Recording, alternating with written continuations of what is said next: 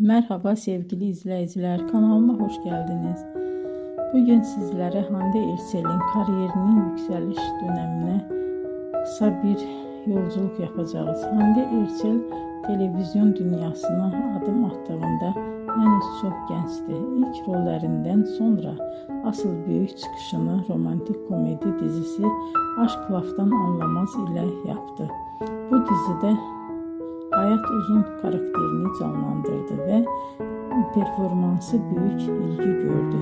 Dizi yalnızca Türkiye'de değil, dünyanın birçok ülkesinde yayımlandı ve milyonlarca kişi tarafından izlendi.